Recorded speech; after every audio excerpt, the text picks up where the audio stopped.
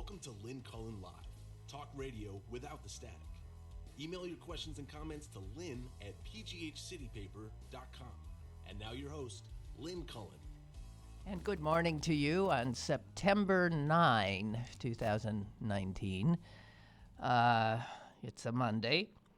Feels like a Monday. I want to stop reacting to,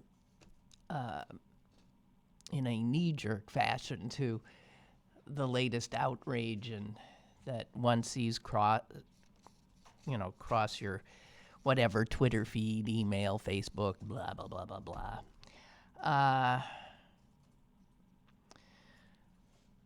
But this news this morning that hundreds of people had jammed themselves onto a ferry in Freeport, the Bahamas.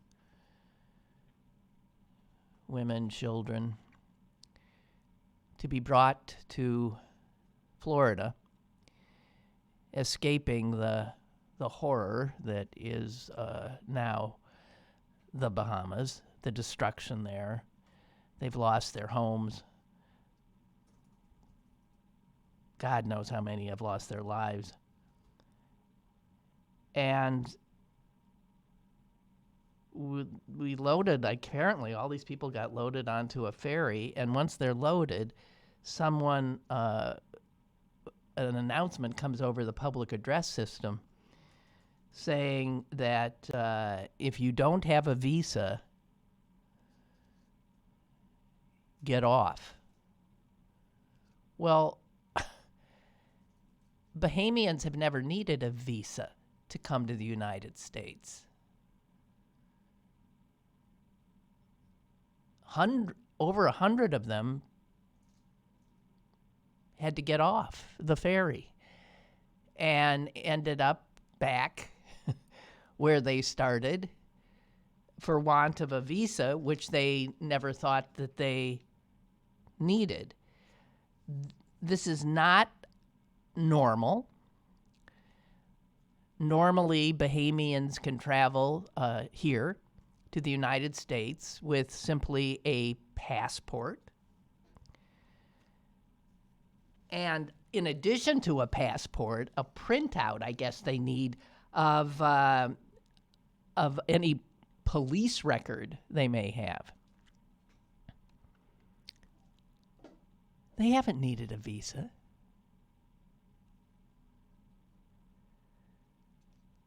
This is supposedly a humanitarian aid operation, right?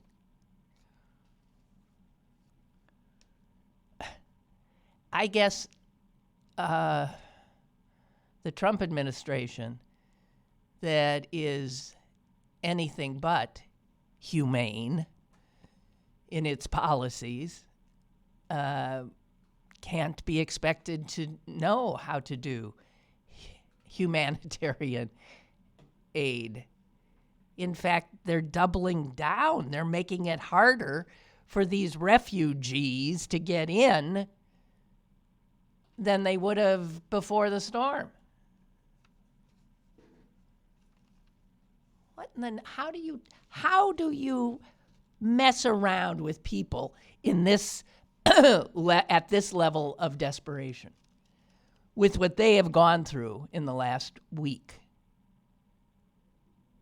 Can you imagine finally getting on board a boat that is at least going to take you to a place where you can be assured of food and shelter and maybe even a bath or a shower?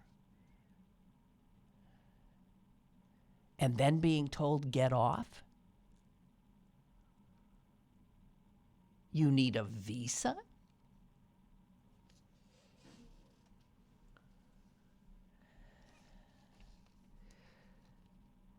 It's just, it just keeps coming. You can't expect an inhumane administration with a fear of brown people and black people coming to its shores to be able to do humanitarian relief in this case that would take these people out of their island home on an interim kind of a basis. It's just amazing to me. So people with children in their arms were getting off.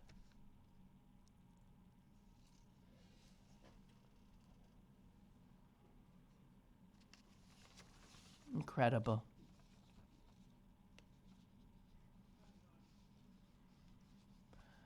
Bob in Braddock wants to know, are you going to mention that the term good morning is only a figure of speech? Well, I often say good morning, and I mean, it's not. It's not! But, of course, for, I guess, Steeler fans, it's a particularly difficult Monday morning after a ignominious defeat at the hands of those horrible, horrible Patriots. I must admit I didn't really watch.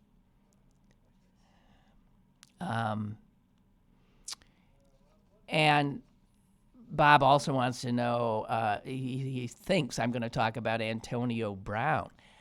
I am not. There's one thing I do want to say about Antonio Brown. For those of you who are not following football, Antonio Brown was a Steeler for, I don't know what, quite a long time, 7-8 years maybe. He's an extraordinary football player. He is a mess of a human being. And he had been dealt to the Raiders. Before the Raiders even took the field this season, he had managed to make so much trouble there that they released him. And he was, of course, snatched up because he's the best by the Patriots. I don't, I saw some of what was. I want to say this about Antonio Brown. My sense, the last time I mentioned his name was when Stan Savran was here, and I said that I'd had this epiphany that Antonio Brown and Donald Trump have a lot in common, that they are both narcissists with an extraordinary need for attention. And the only difference is Antonio Brown is good at his job if he just shut up and do it. But I want to say that I think Donald Trump and Antonio Brown are more like each other in another way. I think they're both mentally ill. I think Antonio Brown is, as I said, a mess of a man. And watching someone like him sort of self-destruct, which is what he's been doing for the last 4 or 5 years, watching somebody like him self-destruct does not give me any pleasure. Something's wrong with him. And the piling on of the mob, which would only fuel whatever insanity is I feel sorry for him. I'm sorry. So I don't want to join the mob jumping on AB. They won't miss me. But I think when somebody is so obviously troubled, he shouldn't be used for the entertainment of others. Unless, of course, he's Donald Trump and the President of the United States. But Antonio Brown's just a young man with a talent, and he's had a horrific childhood, and I believe he was very damaged from that childhood. And for all I know, he's further damaged by maybe a concussion or two. it's been noted that a lot of his really unbelievable behavior happened after an extraordinary hit he took from that jerk on the Browns, right? Burdick or something. I don't know. Burfict or I don't know. I think he's hurt. I think he's sick. I think and I get no pleasure using him. I mean, he certainly is doing a hell of a job with self-abuse in many ways. And then I see people tweeting, he says he's a winner because he's at the Patriots. And they talk about the money he lost, that he would have had more money if he'd been able to control himself and stay here, and then he would have had more money if he did this, and that New England's not paying him half of whatever. And meanwhile, he's going to get millions and millions no matter where he plays. And I'm thinking, why do people, these people that equate everything with money, how much? What if a player takes less money and but ends up in a place he wants to be, or with a coach he wants to be with?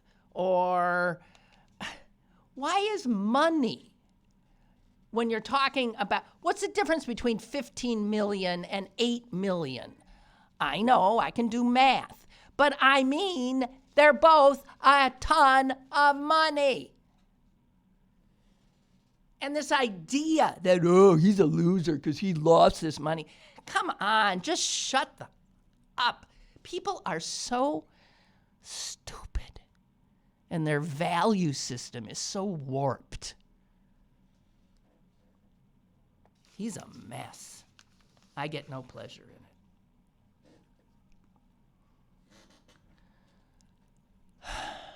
Speaking of the clown in chief, we have said here certainly that we're all living in his reality show, blah, blah, blah, blah, blah, blah, blah.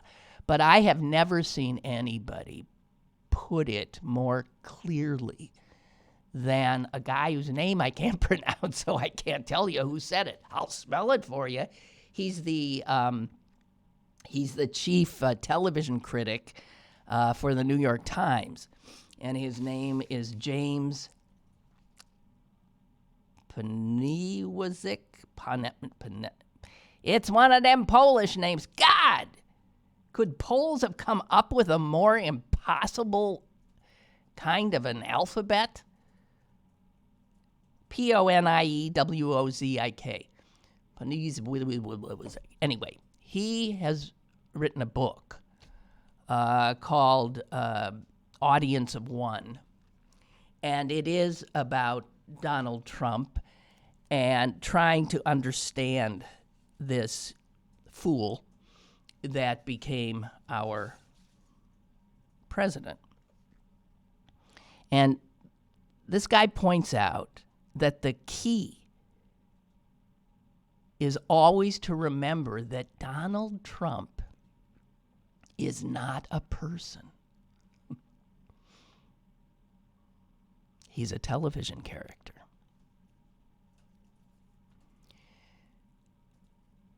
And do you know that there's truth in that?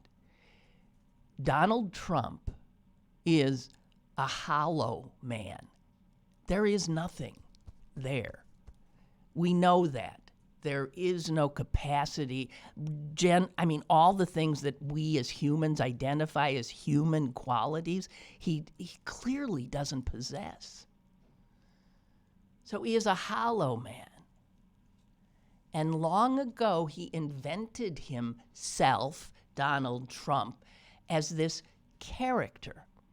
And it was, of course, producer Mark Burnett who brought us the first real reality show, Survivor, and then went on to see a clear reality show character in Donald Trump and gave him a show of his own, The Apprentice.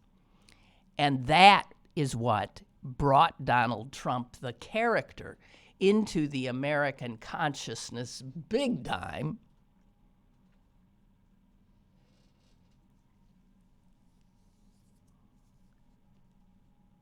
And the Donald Trump who Americans elected is the Donald Trump television character. They fell for the character, not the reality. The character was this hugely successful billionaire, made snap decisions, blah, blah, loved to have people fighting for his attention. He's doing the exact same shtick, only now the boardroom is the Oval Office.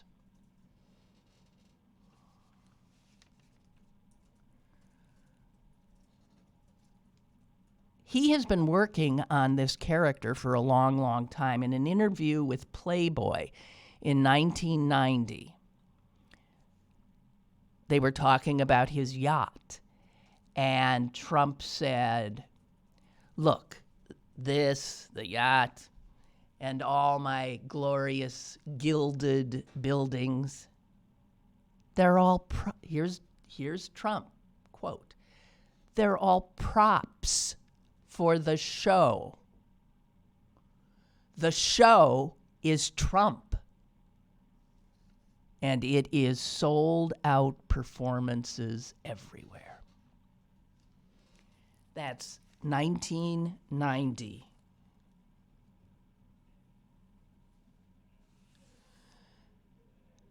We have a television character as President of the United States of America.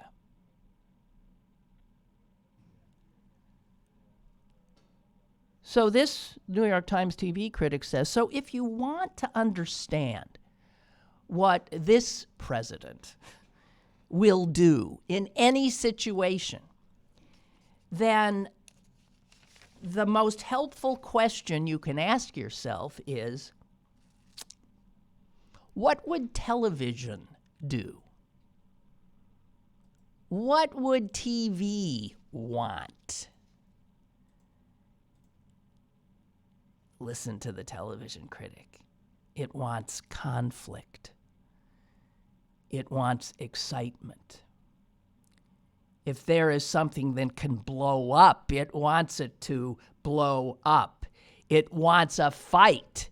It wants more. It is always wanting more and is never full. Television is insatiable.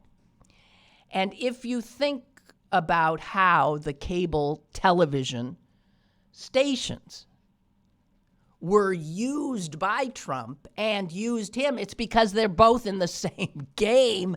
They both knew the game, and they were made for each other.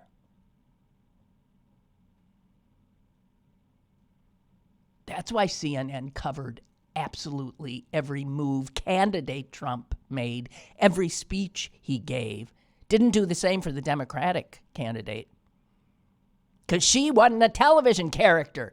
Here's a TV character running for president. You can't take the camera off him because you don't know what's going to happen next.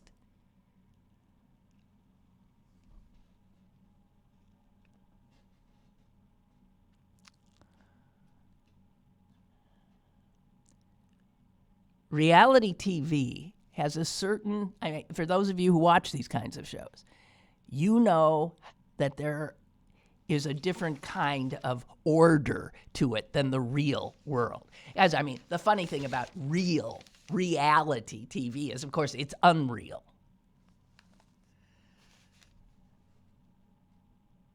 It's usually law of the jungle, right? One guy wins.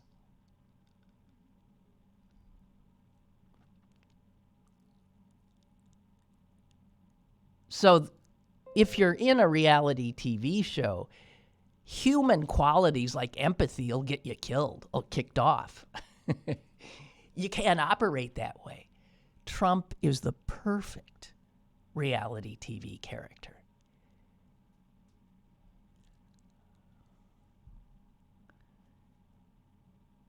The perfect reality show character does not waste time trying to understand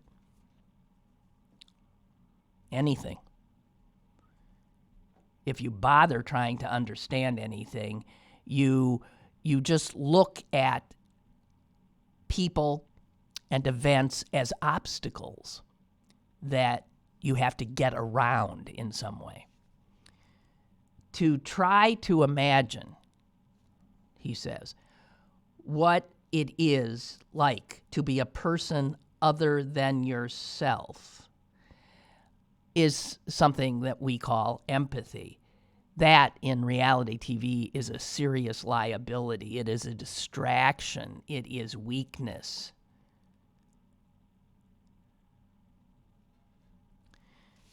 Let me just read some of what this guy says. Because if you want to look at how we got this guy, you can draw the line back to the producer of Survivor, Mark Burnett. Because he knew America and its TV audience, America, would love Trump in the boardroom. But you know what? And here's what some people don't know, because listening to Trump, it was the most successful show ever. Yeah, it had 14 seasons, which is a successful show. But the ratings dropped after the first season. And by season 4, they were just half of what they had been in the first season. So a lot of Americans looked at Donald Trump and they retched and turned it off. But enough stayed and loved it. When the numbers started going down, Trump reacted by doing what had always worked for him before, doubling down. Becoming more so, becoming louder, more extreme, more abrasive. And this guy went back and looked at the whole 14 seasons, and he says Trump gets more and more ugly, nasty, brutal as each season goes on. And he says, and you know what? It's a pattern that we are seeing now. As he advances to his re-election campaign, with an eye not now on ratings, but on the polls. The only solution for any given problem with this guy is to be a Trumpier Trump.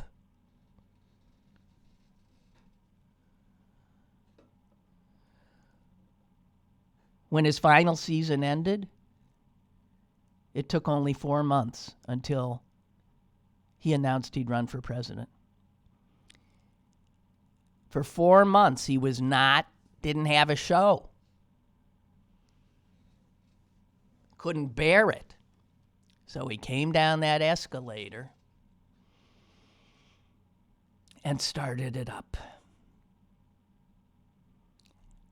And in fact, the show has never stopped. Now we are in it. We really are. And as the TV critic says, he's broken the fourth wall because we all live inside his show now. The whole world lives inside his show now. And now he recreates the boardroom's atmosphere every time he opens his mouth or his Twitter app. He walks out to the lawn in the morning and reporters gaggle around him like apprentice contestants awaiting the day's task.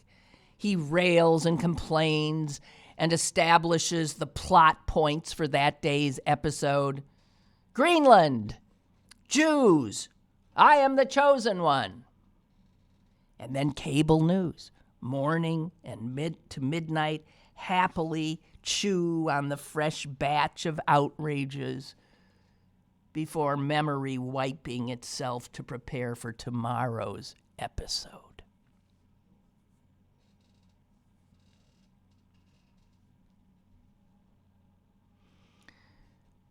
The New York Times reported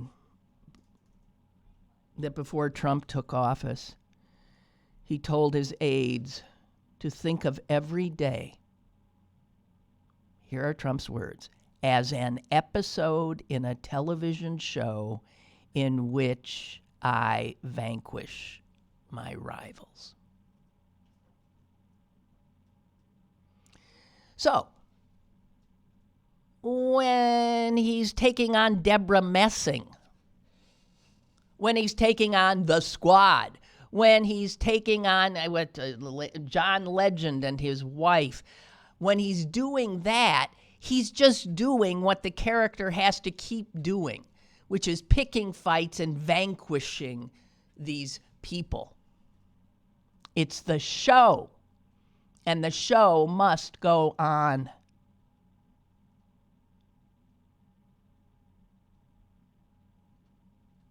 He has been playing this character.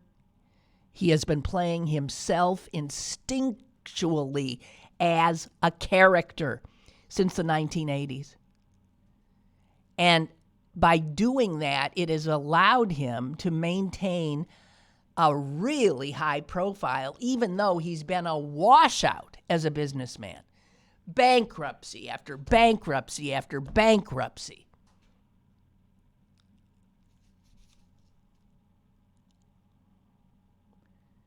He is governed not by the truisms of politics, but by the imperatives of reality TV. Never de-escalate, never turn the volume down.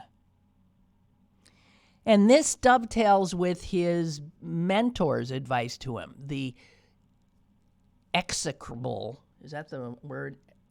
Roy Cohn, a despicable human being, sort of like a Stephen Miller character. They even look alike. And Roy Cohn told his little mentee, Donald, always attack and never apologize.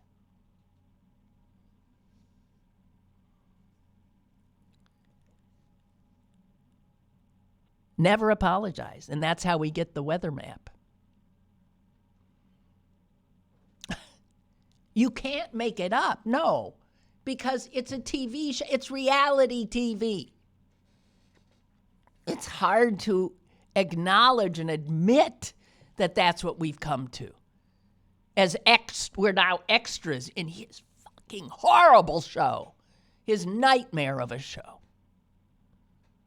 The taunting, the insults, the dog whistles, the dog bullhorns, the lock her up and send her back.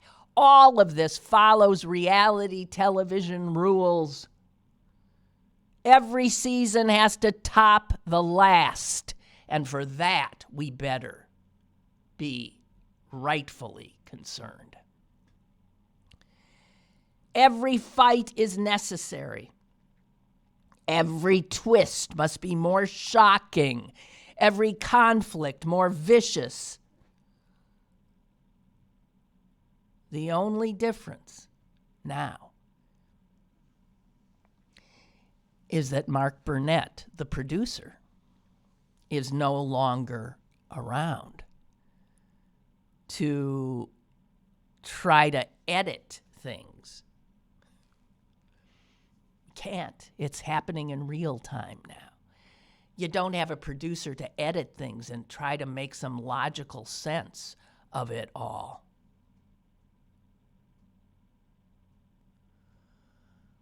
So this is something we do have to keep in mind. This guy's got it right. He's got it right.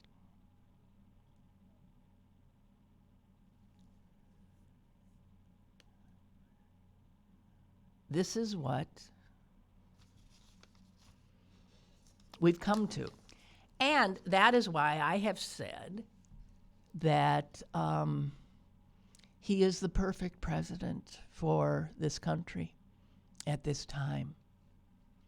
Because in many ways, he does represent the coarseness, the stupidity, the vulgarity, the entertainment-obsessed culture, celebrity-obsessed culture that we have created.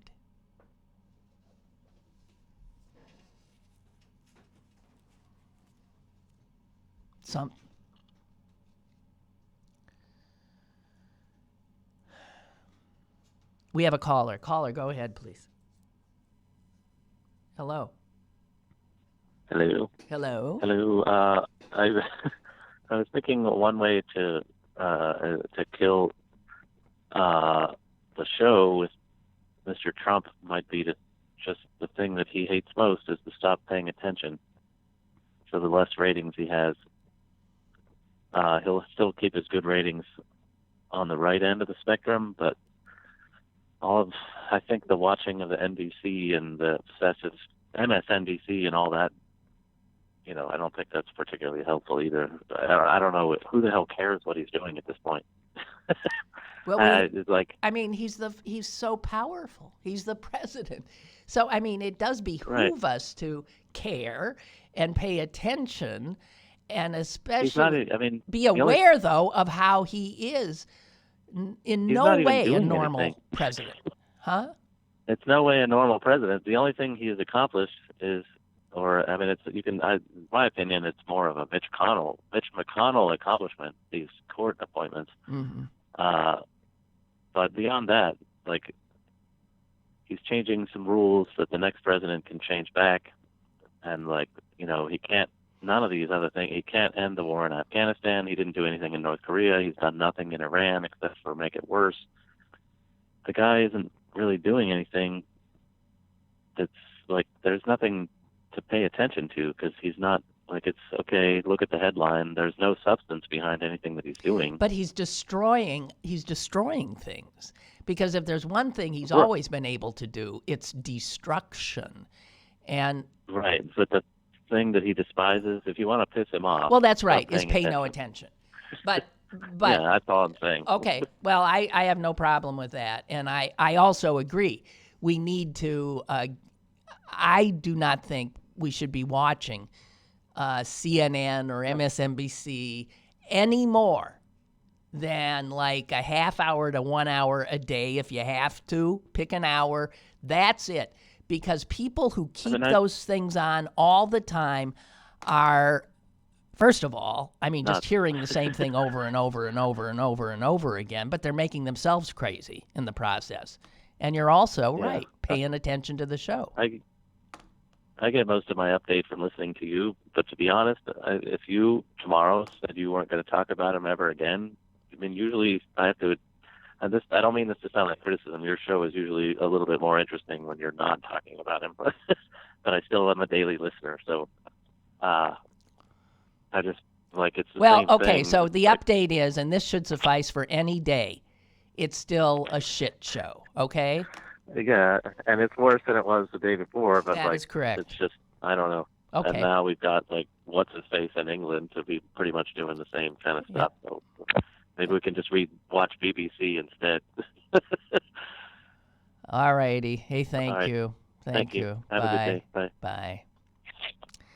Yeah. Hey, here's something that's not Trump related.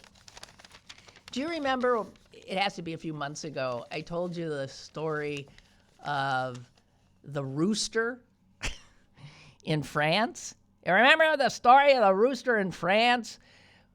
He's in this little village, a fishing village somewhere, and some city folk, would come for vacations to this picturesque little village.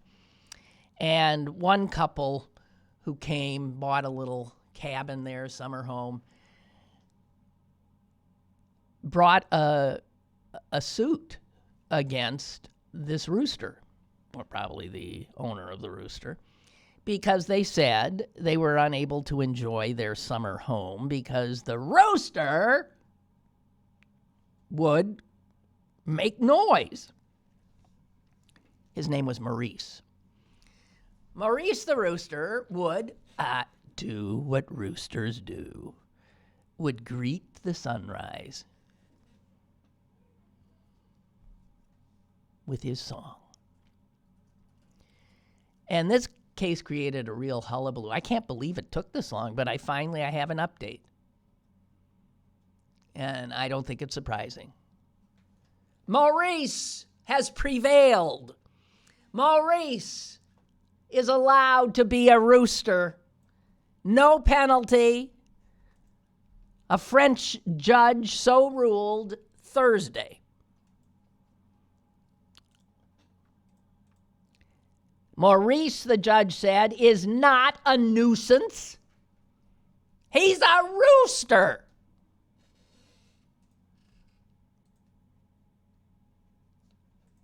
The judge said this rooster was not being unbearable. He was just being himself. Maurice has been awarded $1,100 in damages equivalent. The rooster got over $1,000. I love it.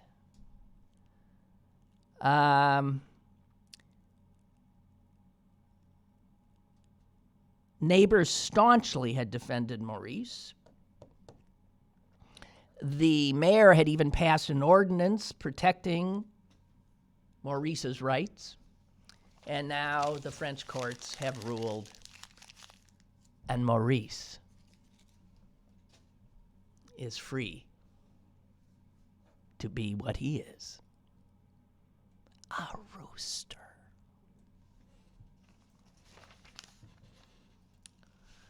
So that's one for the natural world. That's one win for reality. Thank you very much.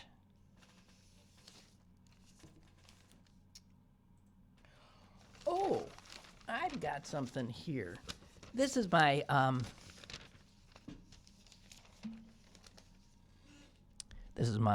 obit of the day, of the week. Marita Lorenz. Her life, she's dead. Her life's over. It's done. It lasted 80 years. And in its 80 years, this woman lived a story book that sounds unbelievable. And some people say some of it is, but no one's clear what is and what isn't. A lot of it is verifiable.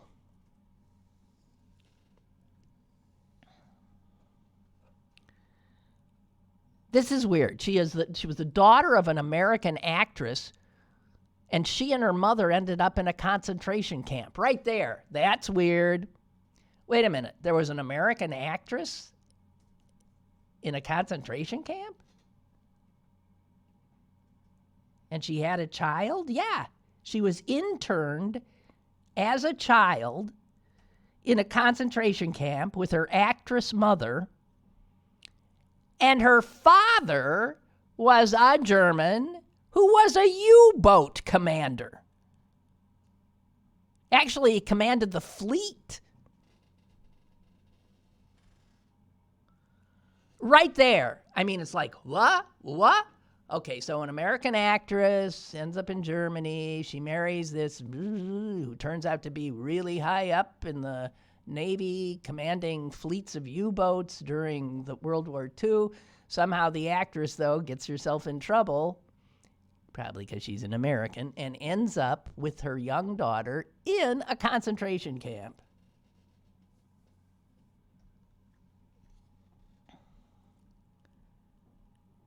Let me see if I can get any more.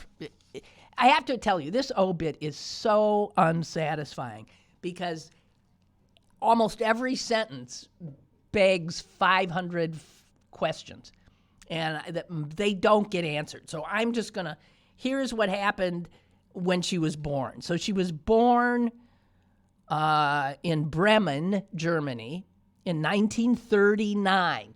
2 weeks later, World War II breaks out. Her mother, who performed under the name June Paget, was on her way to film a movie in France Okay, wait a minute. In the early 30s, and that's where she met this German she married and fell in love with, Heinrich Friedrich Lorenz, who was the captain of a ship at the time.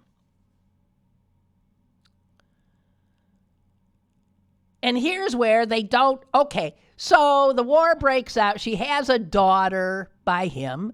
2 weeks later, the war breaks out. He goes out to command a fleet of U-boats. And then somehow, and they don't explain why, this American actress married to the Nazi U-boat commander rescues 2 Allied soldiers and gets recruited into the French underground. And so it was while she's serving in the French underground, undermining her husband's war efforts with her own war efforts, that she was captured by the Germans and sent to a concentration camp with her 5-year-old daughter, Marita.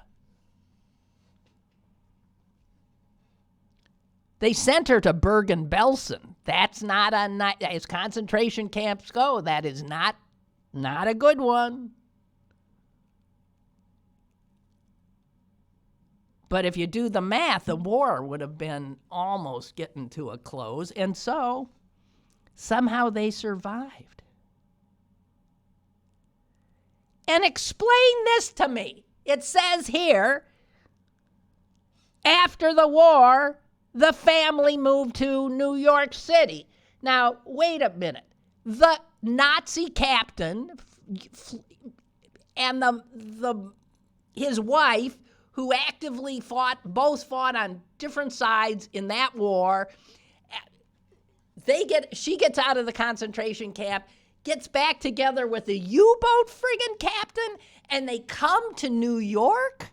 This is all verifiable, but I mean, as I said, begs a million questions. It says here that her mother, the actress, went to work for American intelligence. And her father, the Nazi U-boat fleet commander, became captain of an ocean liner called Berlin. What?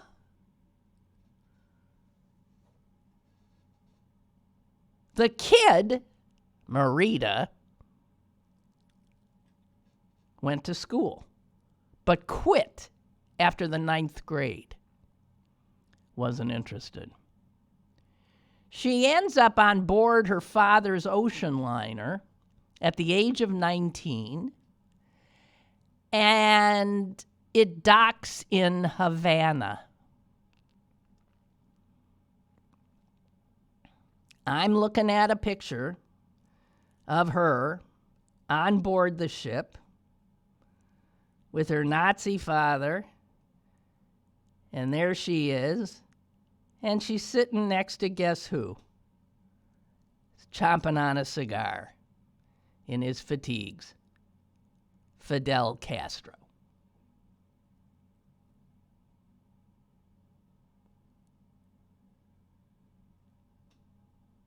She had an affair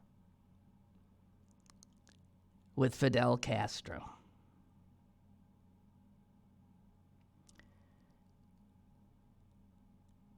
And here's where things start. People have different stories. Up until that, this is all known. I mean, so I got her to Havana Harbor with her Nazi father and her mother working for U.S. intelligence, and it's 1959, and she and Fidel, and she gets pregnant.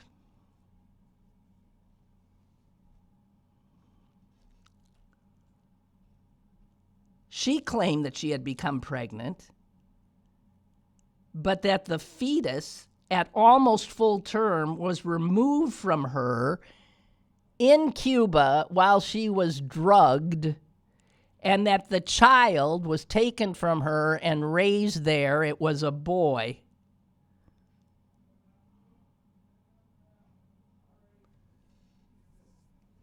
The U.S. said to her, since you're so tight with the guy, would you slip some poison into his food for us, please? So she was asked by the CIA to poison Castro.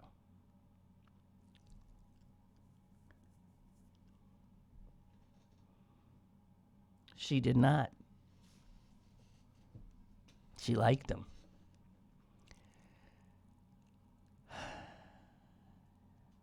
Her daughter later said, "My mother changed history.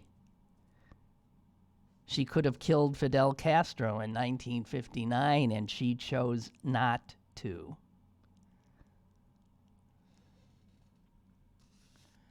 All right, so it gets ridiculous. After her romance with Castro, she goes on and has another big to-do with the Venezuelan Generalissimo Marcos Perez Jimenez, who is the one who fathered the daughter.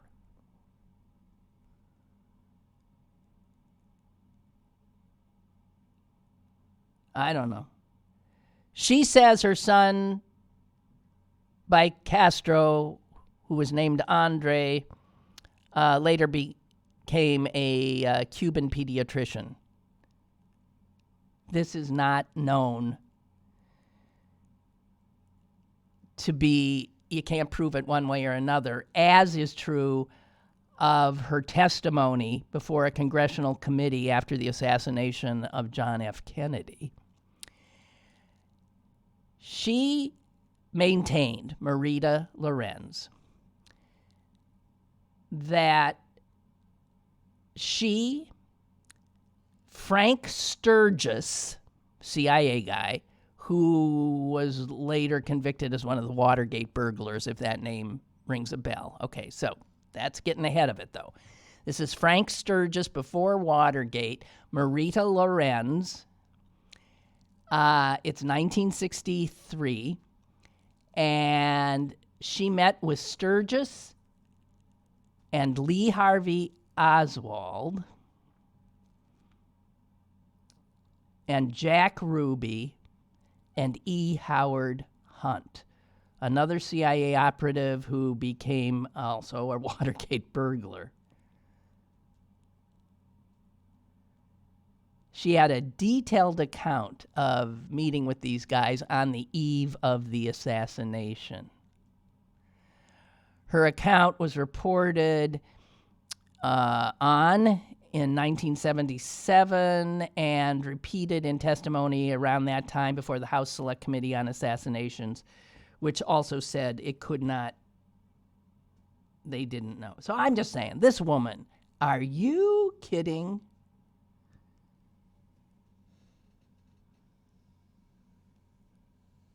By the way, she told Castro that she was supposed to kill him. So she told him about the plot. What kind of a life is this? I mean, God almighty. A saga of romances with revolutionaries and murder plots.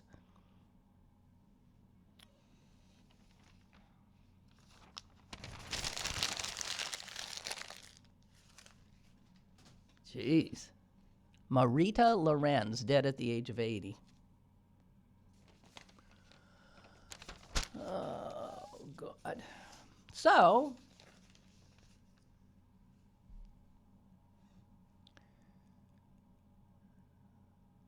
I want to talk about Andrew Yang. You know who he is? He's running for the Democratic nomination for president. And he's going to be in the next debate because he keeps making the cut. I want to say that in the debates that I have watched and when I have seen him, he's impressive. I like him. He's smart. I agree with what he's saying. And I mean, I don't think he's going to get the nomination, but he's somebody I think we should be paying some attention to. He is the one who is preaching that we are heading into essentially another industrial revolution. Well, we're in it. And it's going to be more wrenching than the first. And millions of people are going to lose jobs. And he says that this is a problem that if we had political leadership, it would be addressing. Because you don't hear the other candidates talking about this and what the hell we're going to do about it. So he's talking to people about this fourth industrial revolution. And his idea is to make it so that people will be able to find their way through the tumult that will result, the loss of jobs, is number one, you got to have a universal basic income. And this is an idea that is like radical, but it does make sense. His idea is you give $1,000 a month to every single American.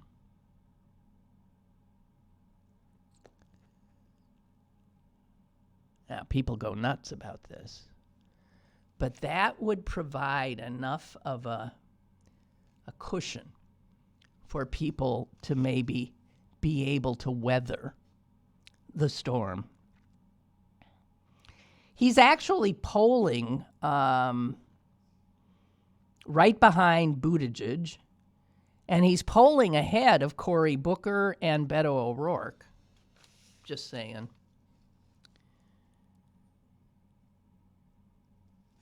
So, I don't know. When the recession hit, he developed something called Venture for America, which was a nonprofit organization for college graduates that created jobs in underserved cities. He's got a good heart. He wants to somehow help. He saw that wasn't going to be able to do enough given the impact of artificial intelligence and corporate greed on American workers.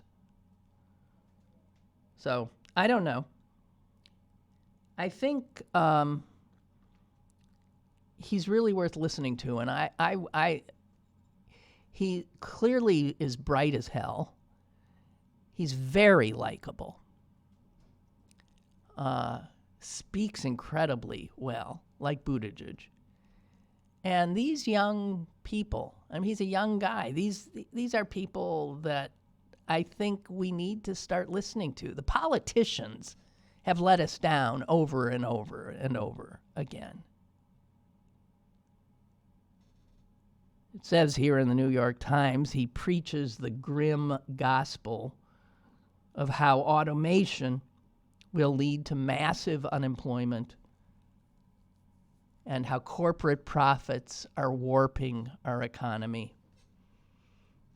And I think he's got the right picture of what's happening, and I think he's got the beginnings of some measure, palliative measure,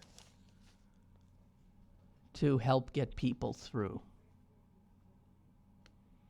Milton says, not sure whatever happened with the production, but according to an article in Vogue in 2016, Jennifer Lawrence was slated to play Marita Lorenz in a biopic that was to be released in 2017. It never happened. So I wonder what happened.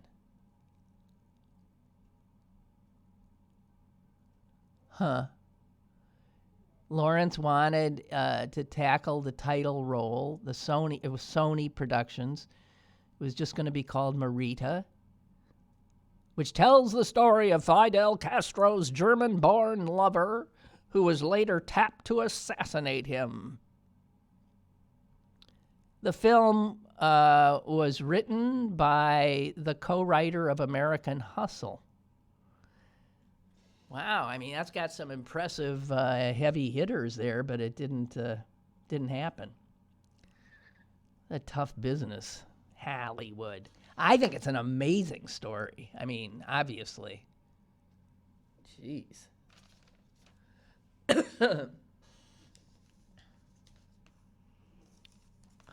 God. I just want to say that the other thing I found most frightening of all the horror that happened over the weekend was after Trump drew on the map, which, I mean, it's a kind of a lie.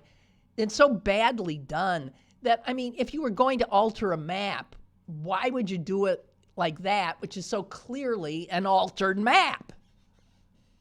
I mean, no effort made. It's like a child.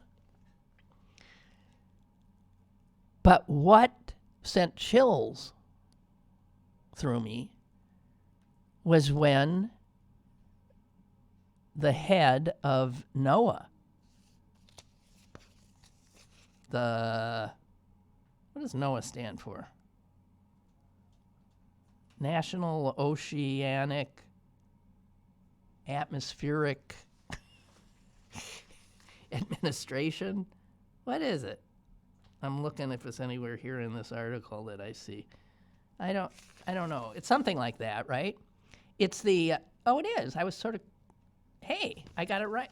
It's the National Oceanic and Atmospheric Administration.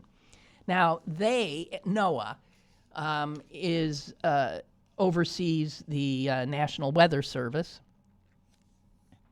And as you know, the National Weather Service is putting out those hurricane maps. That's their job. And that's the map that he adulterated. But I found it chilling that days later, as he's still trying to, again, doing his reality show, Never Back Down, Double Down, you get caught, doesn't matter, don't admit anything, how he, I'm sure through pressure, forced the head of NOAA to be on his side.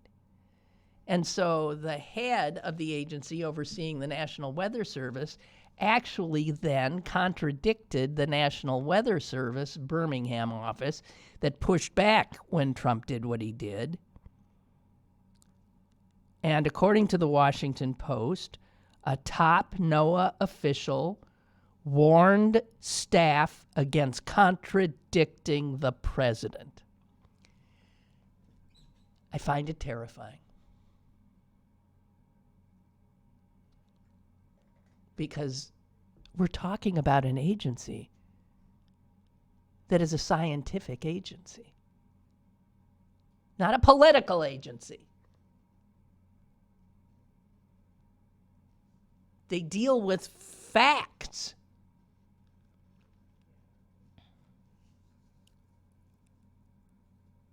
So for them to side with Trump adulterating that map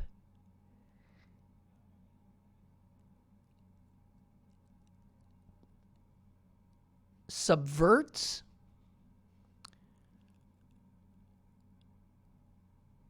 truth,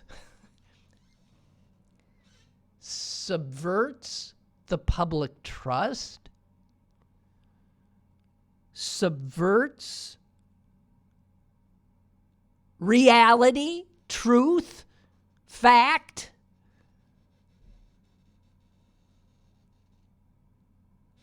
So if we now are living in this crazy place where a president can order the head of a scientific agency to say, to alter the facts in a, I can't even, that's 1984.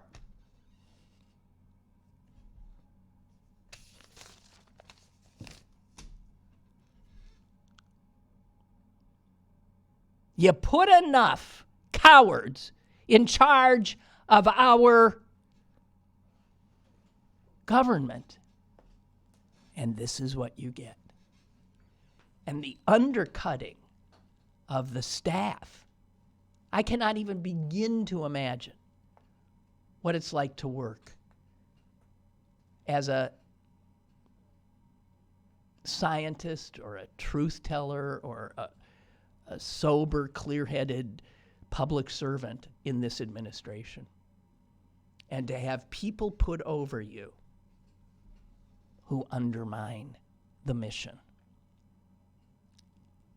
in service of the president's fragile, sick ego.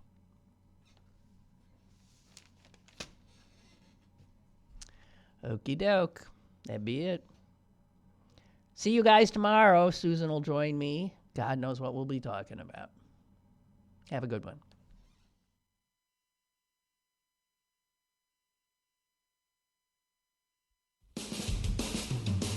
Lynn Cullen Live, Monday through Friday from 10 a.m. to 11 a.m. and archived at pghcitypaper.com. The opinions expressed on Lynn Cullen Live are those of the host and do not necessarily reflect the viewpoints of Pittsburgh City Paper or its advertisers.